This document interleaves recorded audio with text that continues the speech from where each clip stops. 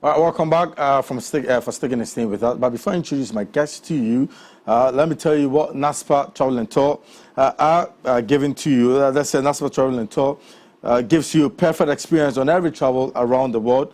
With their services, you can choose to pay instantly or in installment per every tour package. They give you a discount for senior citizens, couples on their travel, on their special dates, family and personalized tours. Students with school IDs, that is absolutely incredible. Students with school IDs, ID cards also get a cool discount for their summer holidays. You can select from their various tour packages in Dubai, Europe, South Africa, Zanzibar and Mauritius.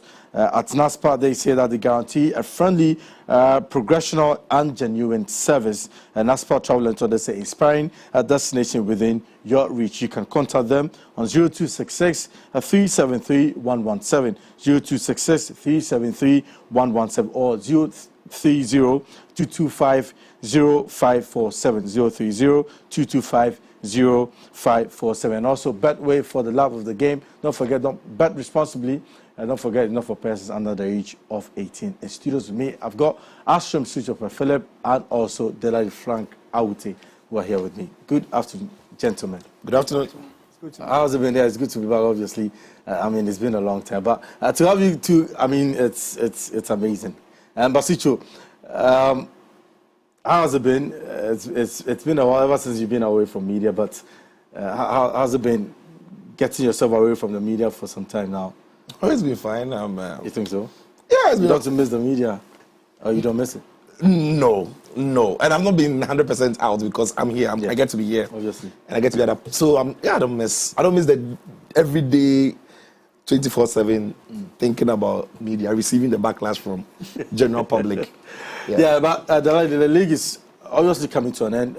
This coming weekend will be the climax of the league. But your team, Dreams FC. Do you think that they've done enough?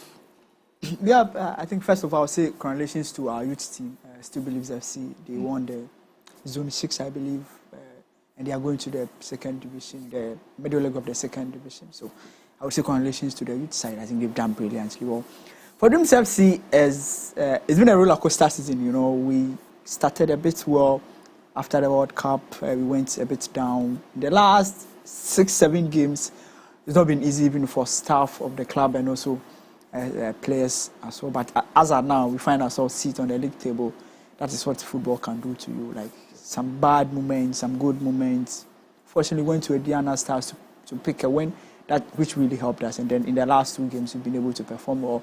So in total, in general, I think it's been a good season. I was at the office yesterday, and I think I told my general manager that I feel this season we are a bit more relaxed in the office, you know, because in the past few seasons we are always on the edge. But this time around we are a bit more relaxed. Maybe it's because we also find ourselves in the finals of the MTN FA Cup for the first time in the history of the club. So in summary, I think football teaches you a lot of things about life that someone said yesterday's price, not today's price. Like you may be down today, tomorrow you may be up, because there was a point everybody thought we were struggling for survival. Find ourselves seats on the league table in the finals of the MTN FA Cup. Charlie, I think it's something that we'll be glad, and we hope that we win the MTN FA Cup. So I think it's a good season for all of us. Yeah, I think there are good things that Dreams FC has done this season. They went away from home to beat Diana Stars, and I mean, quite an incredible feat for them. And also, for the first time in their history, they had to be hard to folk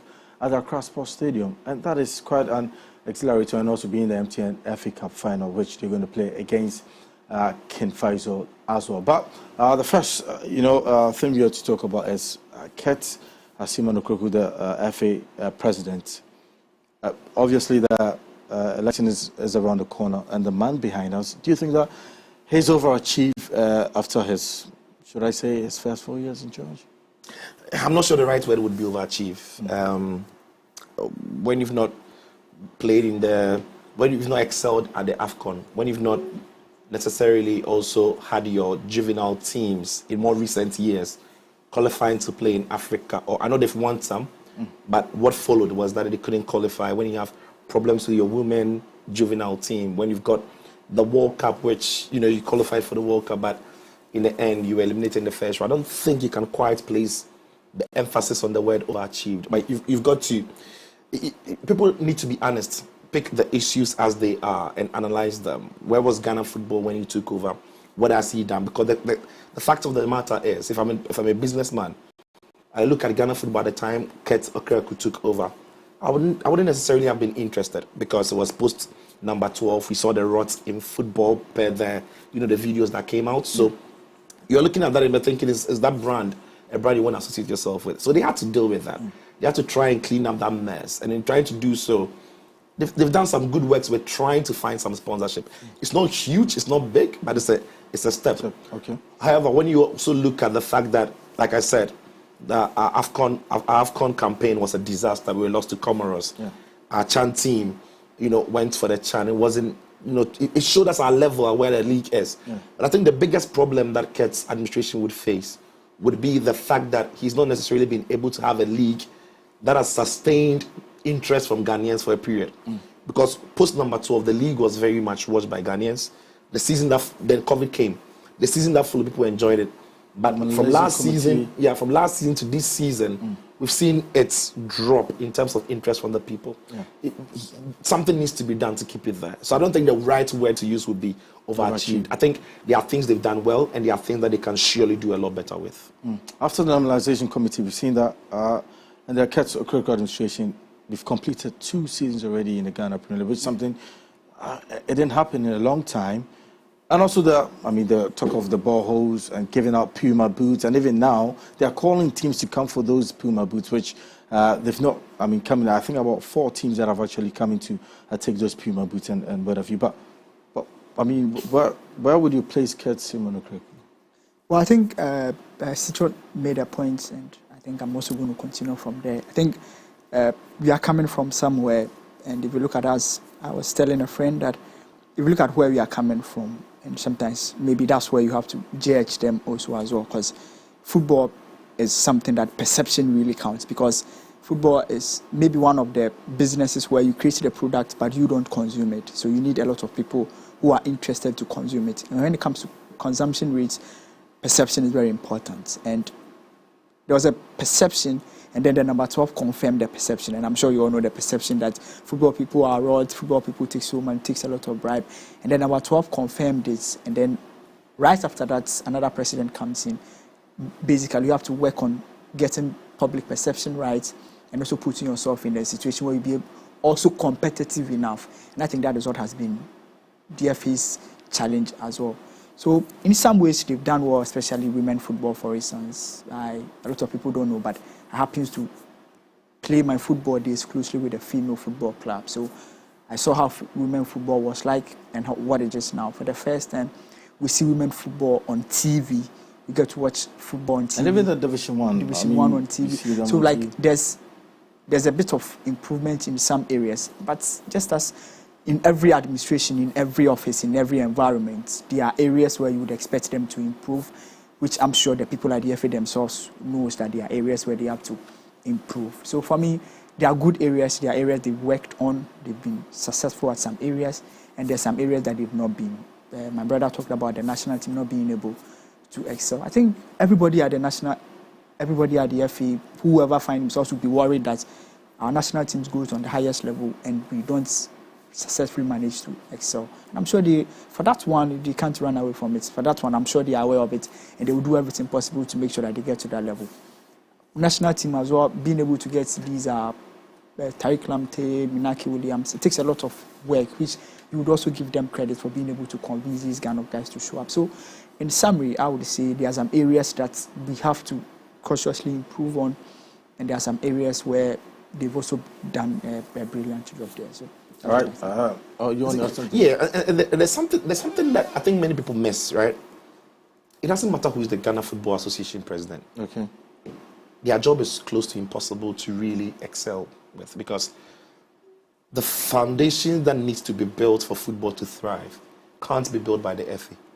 Or for sports to thrive, cannot be built by the FA. It has to be a national governmental policy, which is drastic. And we see it everywhere. When you go to countries that are doing well, when you go to Morocco, when you see what Egypt are doing, when you see what Senegal are doing, all these countries, we talk about Saudi Arabia in more recent times, what they are doing. Yeah.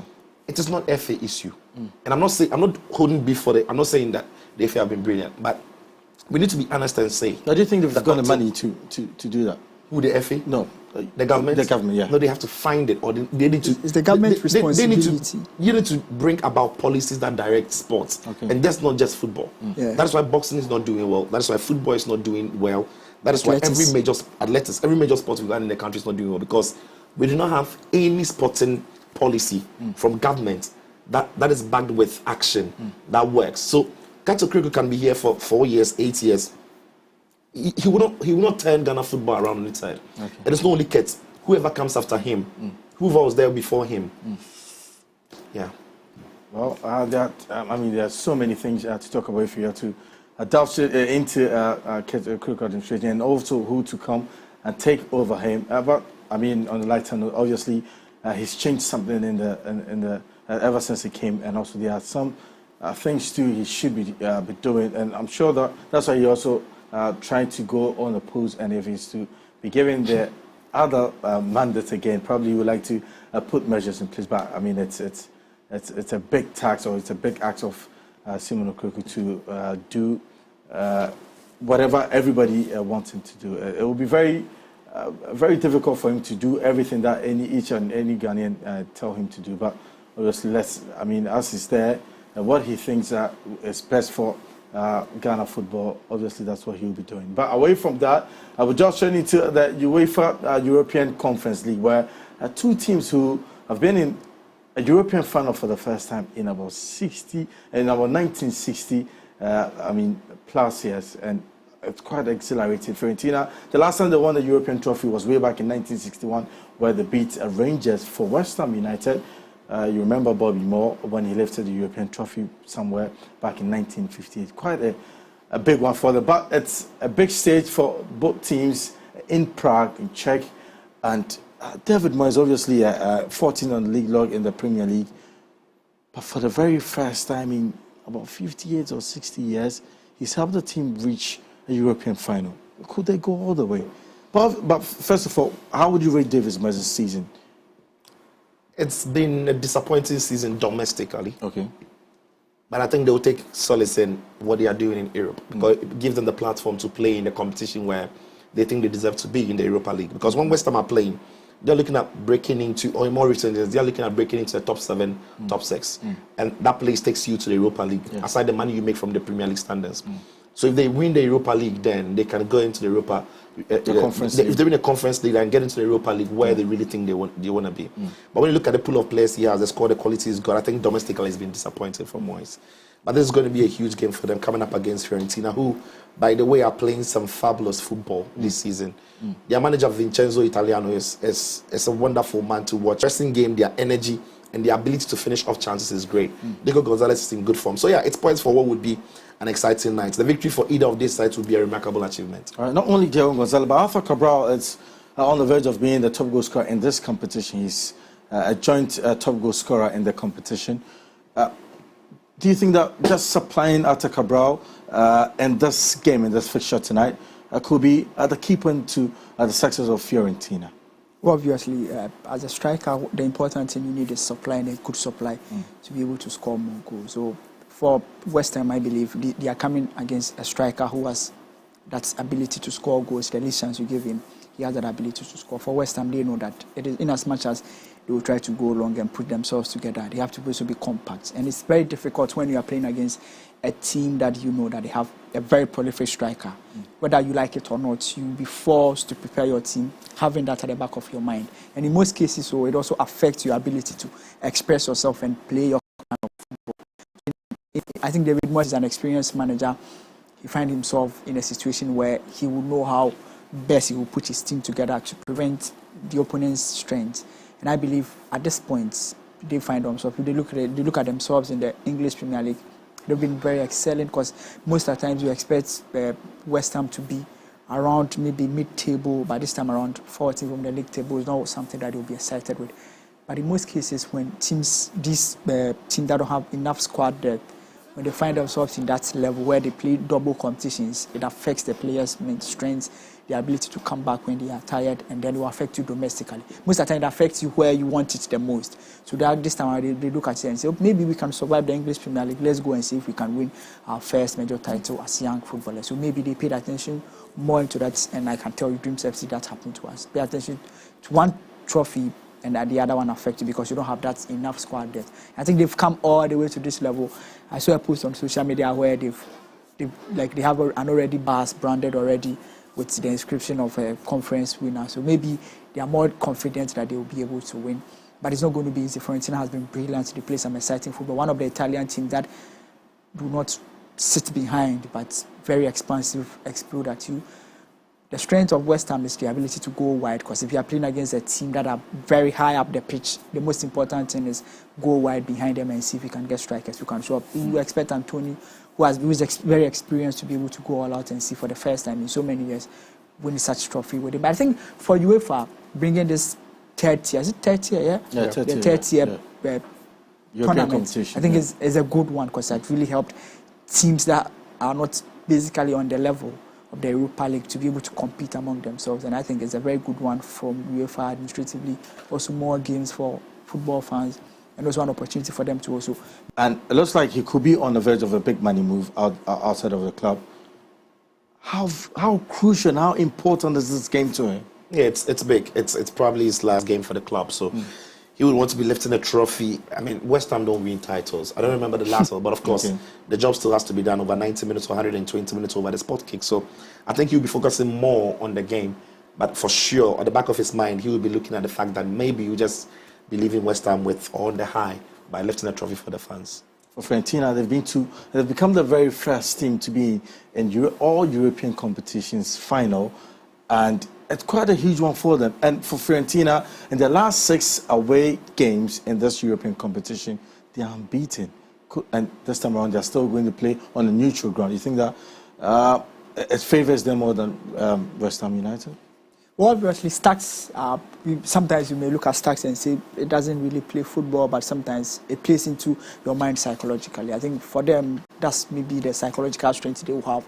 They know that once they are playing away from home, they've been brilliant. And the reason why teams excel when they play away from home and they are good is maybe they don't have that character to play in front of their home fans, because when they are playing away from home, there's less pressure on you.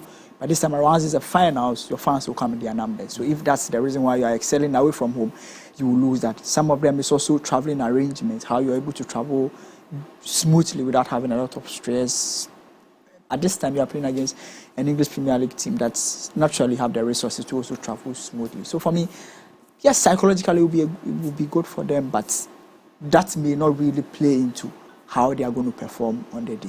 Okay, but then away from the Conference League final, we delve straight into Manchester United sale, where Qatari banker Sheikh Jassim makes fifth and final bid to buy the club. I mean, it's your club. It's not my club. I don't own a club. I mean, you're a fan of United, but I'm not a fan of Man United. Sicho isn't a fan of. I don't think. You don't know. So yeah. So Sicho, the Glazers. I mean, obviously, we don't know what they want now. The deadline's on Friday. Jassim has made a final bid. Take it or leave it. $6.5 billion. You think that's the amount the Glazers will take it? Listen, the amount of money Glazers want is up to them, and it's up to the Rain Group who are handling the business. But I think people also need to understand what is on the offer. What Sheikh Jassim and his camp are offering is not what is on the offer. What is on the offer is the share value for the Glazer family, 6 of them. So the Glazer family owns 68% of Manchester United. The rest are with others on the stock and what have you. And the Glazer family is looking at selling the 68% of their shares. Because there are some brothers who are tired of the club, they want to get out of the club. There are 2 other brothers who want to stay in the club. What Sir Jim Ratcliffe is offering is to buy the 68%, and that is what is on the offer. So when Sheikh Jassim and the scam from Qatar says they want to take over 100%, what they are actually saying is that they buy from the Glazers, and they'll go onto the market to go and buy from the rest of the people. But the rest of the people have not said they are selling anyway. If I own 2% and I'm not selling, I'm not selling. But of course, when you own a certain percentage and somebody becomes the majority, it is easier for them to negotiate and buy because you actually get value for it. Yeah. So they can do that. But it is not up to the Glazers to give them 100% of the club.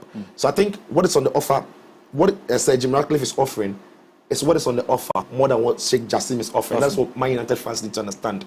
But I think the more reason why he's offering what is offering $6.5 billion, dollars, all ties into what Qatar wants to do, what Saudi wants to do, what UAE wants to do. And they're paying off, the debt as well. Absolutely, they are paying the debt. They are redeveloping Old Trafford. They are redeveloping Old Trafford and the land around it for the community and what have you.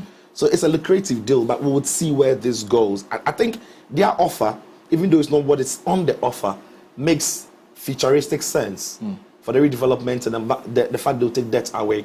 What Sir Jim Ratcliffe is bringing on board could actually, in the end, bring a partnership between him and the Glazers. Yeah. So it's going to be complicated for Man United fans. They will be on the edge till the end.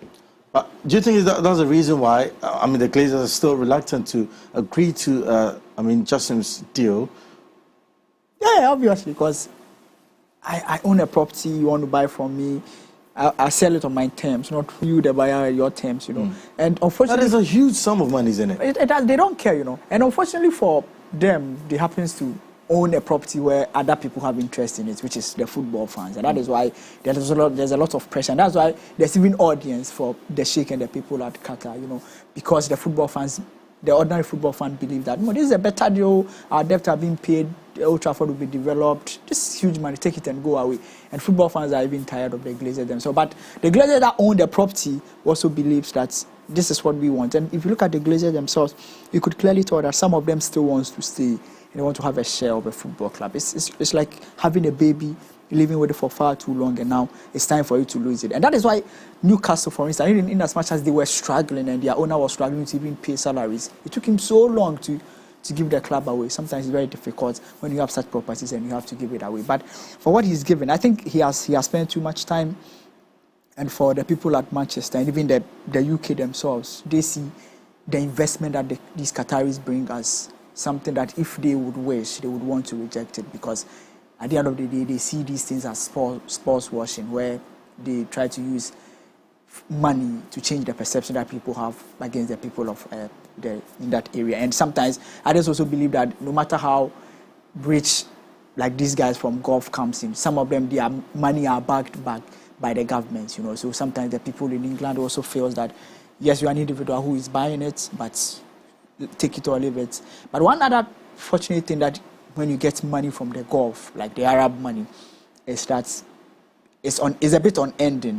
When I say a bit on ending, you get me? Because they have enough resources, and the backing of their resources is so huge that you may have that investment for maybe in the last 20 to 30 years. Look at PSG, for instance. Each day they are able to develop and redevelop. But if you go for an individual's investment, there's a point where you realize that they will not be able to continue. That is what, even if you like the Glazers, for instance, when they bought United, invested so much money, there's a point where they don't have that enough resources to be able to do that. And football business, whether you like it or not, it's not as profitable as we think. So most of the people that invest in it do it because they are willing to put in so much money away. I always tell people that if you want to invest in football, it's a business where you are willing to put so much money away in like 10 years without getting results. And how long can you be able to put that money? So it's a good offer for United fans, but is it a good offer for the Glazers? That is what the United fans should be ready to answer themselves. That's what United fans should be ready to answer. But straight into the transfers, Karim Osman Benzema agrees to join a Saudi champions Al Ittihad after a Real Madrid exit. And this team is coached by Nuno Espirito Santo, and they're on the verge of having N'Golo Kante. The Saudi league, they have him. It's now being interesting, isn't it? Yeah, it's interesting what they are doing, and I think it's systematic, it's planned, it's deliberate, because Al Ittihad, which is bringing in Karim Benzema, are looking to bring in N'Golo Kante. We understand that the deal is already done. Yeah. And they are going to be representing, if you like, the Saudis for the FIFA Club World Cup. They're going to play a continental competition, so they're looking at beefing up. The point is, Saudi Arabia have got a public investment fund, which is the PIF, the same fund that has bought Newcastle. The plan of the fund is to invest a lot of the Saudi Arabian money in ventures that develop Saudi Arabia or also then invest in businesses that in the end they can make money from. So what they are doing with the Saudi Arabian League is they are going to pitch teams and raise their rivalries. Now, Karim Benzema has gone to Al Ittihad. So now the PIF have taken over 4 clubs. You know, Al Ali, Al Ittihad, Al Nassr, and Al Hilal. Ronaldo is with Al Hilal. They were hoping to get Lionel Messi into Ronaldo is in Al Nassr. They were hoping to get Lionel Messi into Al Hilal, who are in the same city as Al Nassr, so they could create a rivalry again. It didn't work because we're hearing Messi wouldn't be going there. But what they are trying to do is to bring attention to Saudi Arabia, because Saudi Arabia is shifting from the fossil fuel that they have into also opening up for tourism.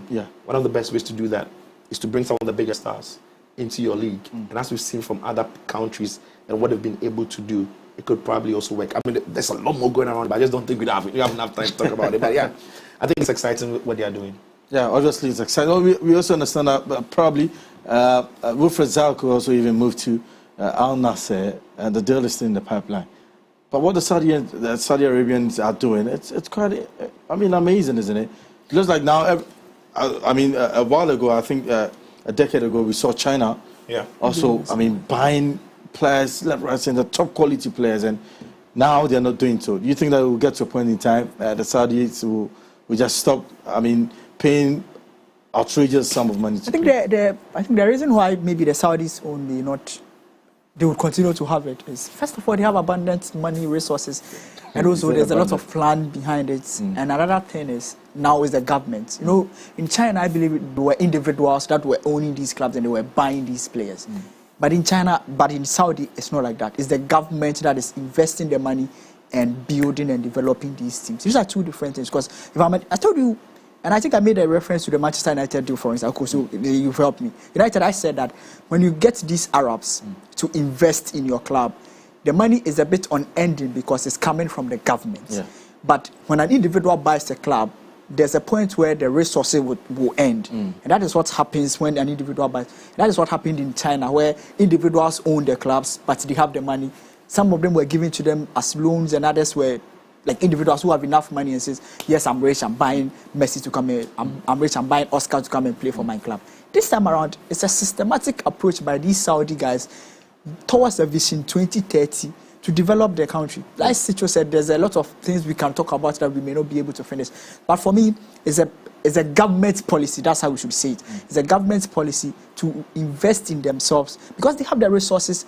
How much investment can they do in the country? They have to go outside the country. They are buying clubs outside them. But also, most of the times when you invest in these teams outside your country, there's a point where you may lose the stake. Look at Abramovich, for instance. The Russians decide to reinvest outside the country, and just a split of a second, England gets rid of Abramovich, he loses his club. So now, instead of investing and building other countries in their league, why don't we also invest in our league? Because if you check the teams in the Gulf, Saudi Arabia is the most populated with the biggest size, plays better football because their football was a bit more developed than other teams in the Gulf city.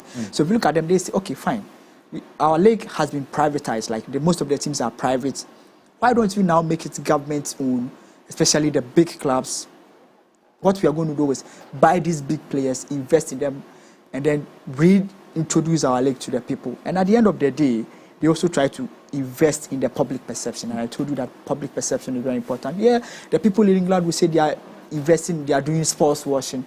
But for them, the most important thing is they have to also get people to love what they do. Yes, they have the money, they say, you can say so many things about them. When you think of Saudi Arabia, you think it's the worst place to ever invest, just like Qatar, But Qatar were able to change everybody's perception with the World Cup. So Saudi Arabia look at them and say, we have money than you people. We are more populated than you. We have better cities. We can invest better than you. But you're hosting the World Cup. And I had an inside info that when Qatar won their bid, Saudi Arabia wanted to co-host it with them, which they really didn't agree. So they look at this and say, 10 years ago, 20 years ago, Qatar made a conscious effort to host the World Cup, change everybody's perception. They've successfully done that. Saudi Arabia can look at it and say, okay, in the next 10 years, maybe we can also do that. What's the best way of doing it? Go for the best top-level place. And I saw a tweet where someone said that, Rahman said that Messi, Ronaldo are big athletes. Those people will move with the football fans to come and watch your games.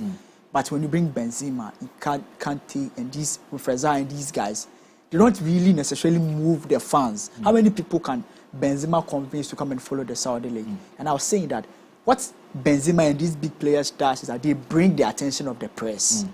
You see, so Benzema moves to the Saudi League, scores a goal, and then maybe the football fans will not move there, but the press does. You know, so now they are buying away from buying the football fans like what Ronaldo did. And how many footballers can convince? How many athletes can convince fans like Ronaldo? Fine, you don't get Ronaldo. There are different breeds of people. What you have to do is now buy the press, and I think they are indirectly buying the West press, and they don't even know, because if Benzema is playing, Kante is playing in a league, you start following it as a journalist. You want resource, you want your fans, your viewers to know these things. And at the end of the day, we get to love Saudi Arabia and what they are doing. So for me, it's a bit, and as Sito said it, that developing football and sports in every country is a government-conscious effort. And I think for Saudi Arabia, they've showed us that that's what they want to do. Right, but still in transfer. But given that Real Madrid have sold Karim Benzema has left the club, Marcos Asensio has left the club, Hazard's contract has been terminated. These are forward. But the most surprising thing is that Luka Modric has suspended his stay at Real Madrid, and Real Madrid is to go on to splash 100 million euros to buy a 19-year-old Jude Bellingham from Dortmund. Yeah, Madrid are building for the future. So yeah, Asensio, Hazard, Benzema can leave, but Modric and Kroos might stay for one more year, but they won't be there forever. But they've got Federico Valverde, they've got Tchouaméni, they splashed 100 million for him last summer. They've got Camavinga, and still brought in another 19-year-old for a huge sum of money. They're planning for the future because without Modric and Kroos, you've got Camavinga, you've got Tchouaméni, you've got Valverde. It's Real Madrid. It's not good enough. Yeah, you don't have enough in your pool. So when you add Kroos and Modric, I think that is about 5-6 midfielders. What do they need them for? But they do need them. Because they know Modric and obviously, Kroos. all of them would like to start, because if you pay 100 million for Jude Bellingham, you're not going to put him on the bench. You can put him on the bench. It's Real Madrid. Tchouaméni went there for over 70 million. He doesn't start. Camavinga plays left. Camavinga didn't start games. And even Hazard. Eden Hazard was there for over 115 million euros. Yeah. He sits on the bench. Wow. So it's Real Madrid. They can pay that much for you, and if you don't deliver, you sit on the bench. But what Real Madrid have got in their minds is they are planning for the future. Okay. And Jude Bellingham, according to them, they think of him as a player who in the next 5 years will be one of the best midfielders in the world. So why don't you have Vinicius Jr., Tchouaméni, Bellingham, Valverde, Camavinga, who all can grow together and form a wonderful team? So I just think that they are thinking for the future, not only this season, and then the fact that Kroos and Modric are there now. Kroos and Modric might be there, but they still look ahead. There are some players that would come for big money, just like Eden Hazard, who didn't thrive at Real Madrid. Yeah. But what do you see in this young child? I think the difference between Real Madrid and Barcelona is one is a team that knows what they want, builds for the future, and the other one, they are living on vibes and inshallah. And the one who is living on vibes? United, Barcelona lives on vibes and inshallah. The other one is more prepared and planned. Like, don't argue with me. Let me finish what I want to say. If you look at Real Madrid, for instance, they have good midfielders. But if you have a team that has Toni Kroos and Luka Modric, let's be honest to ourselves. These guys cannot play 20 games Manchester United in a team where the boys can run. And immediately Camavinga walks into the midfield. You could see a complete difference. And there's a big name there. But at the end of the day, they know that you have to also invest in the future. These are players that in the next 4 years, in the next 3-4 years, show up and excel very well. For Jude himself, he knows that he's going to Real Madrid not to go and demand to start.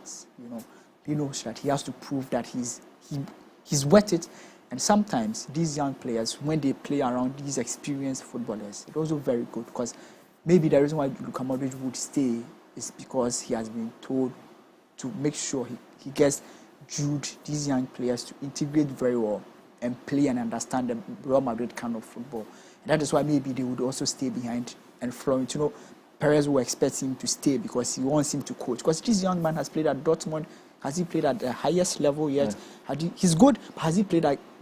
He's also the youngest player, had to play 92 Bundesliga games, more than any other player before turning 20. So he's young, he's not been on the highest level, he's not been with a team that has won trophies before. This man walks straight into the Real Madrid trophy rooms. How much is the year again? 19 years. No, how much is 100 million euros. I mean, he's talented, he's good, but I don't think it's worth that amount of money. Exactly. I mean, I think there's a transfer market. I mean, Chelsea bought Enzo Fernandez for 150 million. I don't think he was worth it. I think Jude Bellingham is great. He's young. He's got age on his side. Blah blah blah. 100 million, I'm not sure. He's good. He's talented. He would. I think he will still. They also went for. I mean, they also paid 100 million euros for Tchouaméni as well. Yeah, the market's all over the place. Now the market is all over the place because players don't really. Yeah, players don't get. I don't think. But you don't think it's worth 100 million euros? I don't think Jude Bellingham is. You think it's the reason why Liverpool will not go for him, but rather go for Alexis McAllister? You think it's a good buy for Liverpool? Liverpool don't have the money to buy Jude Bellingham, so yes, it makes sense that they go for Alexis McAllister, who actually solves a problem for them because. One thing Jurgen Klopp was trying to get away from was what many people had said, that Liverpool's midfield wasn't creative enough. Gini Wijnaldum, Fabinho, Henderson, the thing was they didn't create enough. I think he got to Klopp's head, forgetting that he didn't need them to create. He needed their energy to complement Robertson, Trent, Mane, Salah, Firmino. They were getting the goals. But once Wijnaldum left, Thiago Alcantara comes in. He's creative, he's good, but he doesn't really have the same intensity. He doesn't have the same energy levels that Gini. So I thought they've missed. And he's not consistent enough. It's actually injury prone. Yeah. So they've missed the Gini Wijnaldum kind of midfield, and maybe they have that in Alexis McAllister in different forms. And one thing about Jurgen Klopp, when Klopp signs a player, he normally squeezes everything out of that player. He rarely gets it wrong. Jota, Mane, Salah, Van Dijk, Alisson, now Konate, Robertson, Wijnaldum, Fabinho. He just knows how to sign the good players. We've seen Luis Diaz as well. I think Darwin Núñez will come good. So I think when Klopp signs a player, he knows absolutely what to use the player for. 35 million pounds for a World Cup winner. He's helped his team. Getting to the European players for the first time in their history. Alexis McAllister. You think that he will serve in Liverpool's colours? Yeah, I think first of all he has the English Premier League experience, plays in the English match, so it's a bit easier for him to transition. He's going to play against a team that really needs a midfielder, sometimes. So he's walking straight into the team. And I believe that Jurgen Klopp has spoken with him. He knows how he's going to use him. He understands. The price is super. I think that's typical English transfer, like how these 35 million pounds. Yeah, that's good. Surprising. But I'm coming. I'll ask you a question before we leave the studios anyway. So I think it's a good price.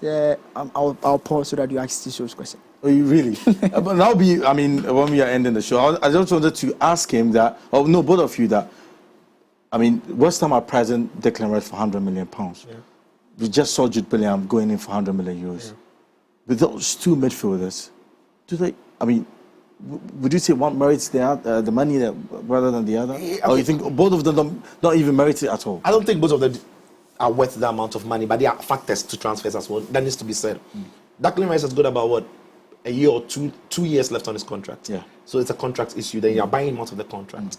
Declan Rice is English. He's going to come in as a homegrown player in the Premier League with the Premier League experience, the number of games that he's gotten under his belt. So that can inform his price, even though I still think it's bloated. Jude Bellingham doesn't have Premier League experience, right? So if he comes to the Premier League, I think that will count. But again, his age and his contract levels. But he's not coming to the Premier League. He's going to Real Madrid. And Jude Bellingham is leaving the Dortmund club that had a release clause on him. So you need to trigger that clause before he goes. So that is different. Okay. It's like Grealish to Man City. It was expensive, and that was the clause. If you want to be paid the clause. Neymar to PSG. Yeah. It was a crazy amount of money. 222 million. If you trigger the clause, you go. So contract that has clauses, you don't debate it. But contract that gives you the opportunity to negotiate. They can consider if they overpaid. And I think McAllister's transfer is a clear example of contract that Liverpool have very well and truly negotiated well for the price. Bellingham, I think so, because the factors are different. When it comes to transfer, a lot of factors goes into it. I think recently the midfielder that Chelsea... Enzo Fernandez? No, not Enzo. The one that Chelsea were fighting with PSG. Ugarte. Yeah, I understand that Chelsea... The reason why Porto really wanted the player to go to Chelsea was Sporting really wanted the boy to go to Chelsea was because Chelsea were going to ghost invest in Porto. You see, so a lot of things goes into transfer and what happens. But as it the basic is, first, is there a clause to trigger, a release clause to trigger?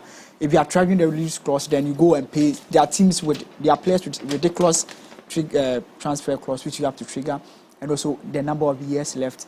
That is the player moving, the possibility of the player excelling. So the possibility of the player excelling is higher when the player is moving into the same, is in the same league, like Declan Rice in the same league. This man, he's moving from one league to the other. Prospects, public perception, people think he's very good. So it goes, and the team is also going to. Real Madrid buys a player for $30 million, 30 million pounds or euros. we assume that the player is not good enough. Okay. Do you get it? So then the player has to be expensive for the fans to believe that, no, we have bought a world-class footballer, even when the player may not be that overly exciting. All right, let me say a massive thank you to Ashton Sujope and also the lady Frank Awute, who came in, passed through to share their insights on the Wolves. Well, I mean, it's the Off the Cuff, our very first live show since we moved in. But let me acknowledge our sponsors. NASPA Travel and Tour gives you a perfect experience on every travel around the world with their unique services that you can choose to pay instantly or installment per every tour package. They give you a discount on senior citizens, couples on their special dates, family and personalized tours. A student with school IDs also get cool discount for summer holidays. And then you can also select from their tour packages in Dubai, Europe, South Africa, Zanzibar, and Mauritius. At NASPA, they say a guarantee, a friendly, professional, and genuine service. NASPA Travel and Tour, they say, inspiring destination within your reach. For myself and from the entire production crew, it's bye for now.